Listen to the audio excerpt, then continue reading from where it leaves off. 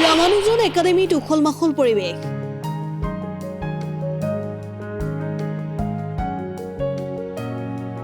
আজি ঘোষণা কৰা উচ্চতৰ মাধ্যমিক চূড়ান্ত বৰ্ষৰ ফলাফল। এই ফলাফল ঘোষণা হোৱাৰ পিছতেই সমগ্ৰ ৰাজ্যৰ লগতে বাইহাটা চাৰিআলিৰ ৰামানুজন একাডেমীৰ ছাত্ৰ-ছাত্ৰীৰ মাজতো এক উখল-মাখল পৰিৱেশে বিৰাজ কৰিছে। এই শিক্ষানুষ্ঠানখনৰ পৰা এইবাৰ বিজ্ঞান শাখাত ৯৪%ৰে উজ্জ্বলিছে হিমাংশু দাস।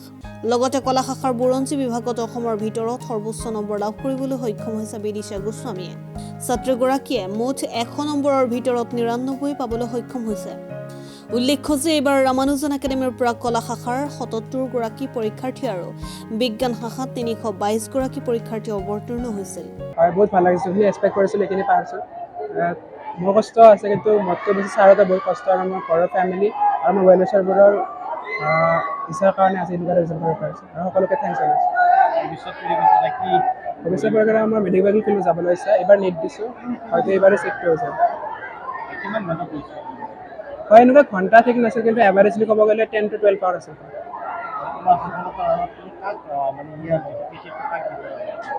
মোৰ টিচাৰ্ছবোৰ মা-দেউতা সদায় মোৰ লগত আছে, একদম ফাৰ্ষ্টৰ পৰা এণ্ডিঙলৈকে মোৰ লগত লাগি আছে। কিন্তু মা-দেউতাৰ লগতে আমাৰ ছাৰহঁতে বহুত কষ্ট কৰিছে আৰু ছাৰহঁতেও কষ্ট পালে আজি এনেকুৱা এটা ফলাফল পাব। আগৰ ৰিজাল্টৰ কথা বেছি ভাবিব নালাগে, বাছ কষ্টটো কৰি গ'লে হ'ল। নিজৰ হাৰ্ডৱৰ্কটো যদি 100% থাকে, তেতিয়া নিশ্চয় ৰিজাল্ট ভাল হ'ব।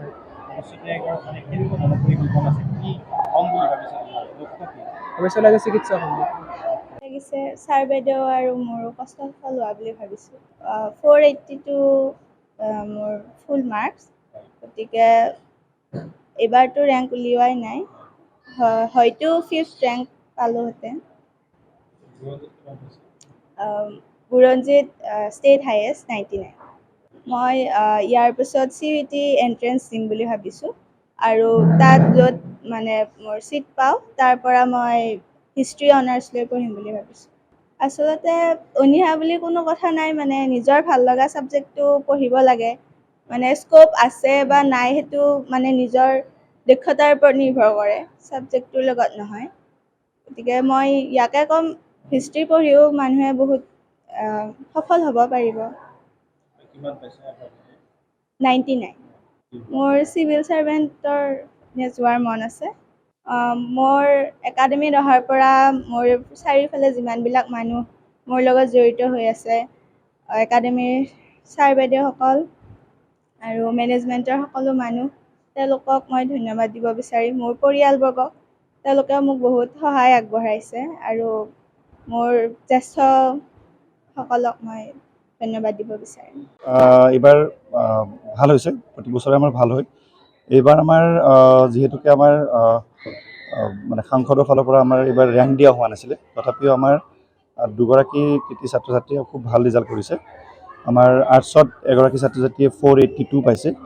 যোৱাবাৰৰ যদি আমি ৰেংকৰ তালিকাখন চাওঁ, 482ত যোৱাবাৰ ৫ম স্থান আছিলে, তো আমি এইবাৰ ৫ম স্থান পোৱা নিচিনাই অনুভৱ কৰিছোঁ। আৰু আমাৰ ছায়েন্সত ছাত্ৰ মোৰ ওচৰতে আছে, তেওঁ 470 পাইছে। আৰু যোৱাবাৰৰ যিখন লিষ্ট, ৰেংকৰ লিষ্ট, যোৱাবাৰ 470ত 9 নম্বৰ ৰেংক আছিলে অসমত।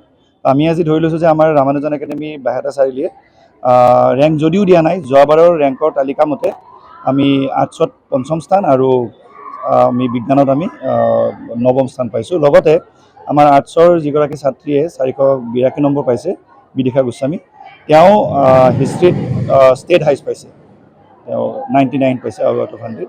তেওঁ 100% ৰিজাল্ট। আমাৰ 3rd ডিভিজন এজনো নাই, 2nd ডিভিজন 2 এজনে পাইছে। বাকী আমাৰ ডিষ্টিংশ্যন 85% এবভ আৰু 75% এবভ মেক্সিমাম আছে। চ' ৰিজাল্ট আমাৰ যোৱা বছৰতকৈও ভাল।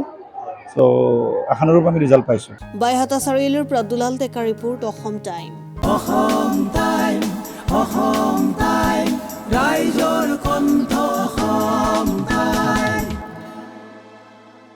আপোনাৰ প্ৰিয় চহৰ নলবাৰীত নিজাববীয়াকৈ বসবাস কৰাৰ সপোন আছে নেকি? চহৰৰ মাজমজিয়াত মাটি কিনি ঘৰ সাজি লোৱাৰ সমস্যাই দেখা দিছে নেকি? সেই সমস্যা এতিয়া আৰু নাই। চহৰৰ মাজমজিয়াত মাটি নিকিনাকৈ নিজে ঘৰ নসজোৱাকৈ এটা বিলাসী ঘৰৰ গৰাকী হ'ব পাৰিব আপুনি। নলবাৰীত প্ৰথমবাৰৰ বাবে সেই সুবিধা আহিছে। নলবাৰীত প্ৰথমটো ৰেৰাৰ দ্বাৰা অনুমোদিত আটকধুনীয়া এপাৰ্টমেণ্ট এতিয়া চহৰৰ গোপাল বজাৰত। নিৰ্মাণ হৈ উঠিছে আটকধুনীয়া আহল বহল এপাৰ্টমেণ্ট তীৰ্থদ্বীপ এনক্লেভ।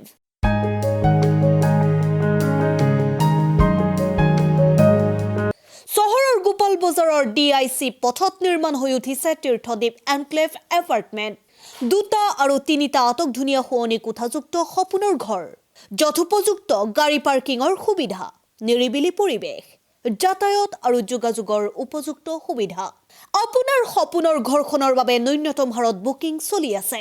পলম নকৰি এতিয়াই যোগাযোগ কৰক 9706010636 আৰু 9954253864 নম্বৰত।